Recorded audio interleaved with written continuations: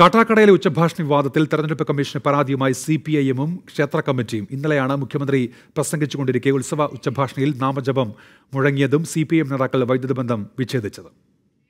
ആറ്റിങ്ങൽ മണ്ഡലം LDF സ്ഥാനാർത്ഥി A. സമ്പത്തിന്റെ പ്രചരണയോഗത്തിൽ മുഖ്യമന്ത്രി സംസാരിക്കുന്നതിനിടെയാണ് ക്ഷേത്രോത്സവ ഉച്ചഭാഷണിയിൽ നിന്ന് നാമജപം ഉയർന്നത്. മുഖ്യമന്ത്രി പ്രസംഗം നിർത്തി കാര്യം തിരക്കിയതോടെ CPM പ്രവർത്തകർ ഉച്ചഭാഷണിയുടെ വൈദ്യുതി ബന്ധം വിച്ഛേദിച്ചത് വിവാദമായിരുന്നു. സംഭവത്തിൽ ക്ഷേത്ര കമ്മിറ്റി ഭാരവാഹികൾ തെരഞ്ഞെടുപ്പ് കമ്മീഷന് പരാതി നൽകി. നമ്മൾ മൈക്കോട്ടർ എടുത്ത് സമാധാനപരമായി വളരെ നല്ല രീതിയിൽ നമ്മൾ ആ ഉത്സവം നടത്തിക്കൊണ്ടിരിക്കുകയാണ്. അതിനെ അലങ്കോലപ്പെടുത്തുന്നതിന് വേണ്ടിയിട്ടുള്ള പരിപാടികളാണ് ചെയ്തിരുന്നത്. മുഖ്യമന്ത്രിയുടെ പ്രസംഗം അലങ്കോലപ്പെടുത്താൻ നടത്തിയ ഗൂഢാലോചനയാണ് സംഭവത്തിന് പിന്നിലെന്ന് CPM ആരോപിച്ചു. പോലീസ് ജാഗ്രത പാലിച്ചില്ലെന്നും സ്ഥലം MLA IB സതീഷ്.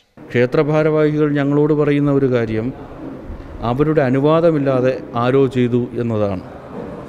ആരാണ് ചെയ്തത് എന്ന് പറയേണ്ട ഉത്തരവാദിത്തം ആർക്കാണുള്ളത്?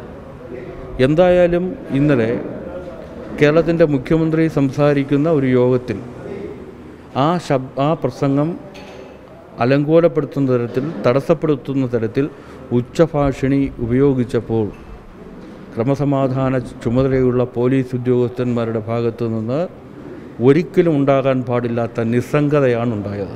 യോഗത്തെക്കുറിച്ച് ക്ഷേത്ര കമ്മിറ്റിയെ നേരത്തെ അറിയിച്ചെന്നാണ് LDF നേതാക്കൾ പറയുന്നത്. CPM നേതാക്കൾ സംസാരിച്ചിട്ടില്ലെന്ന് ക്ഷേത്ര ഭാരവാഹികളും പറയുന്നു. 24 തിരുവനന്തപുരം.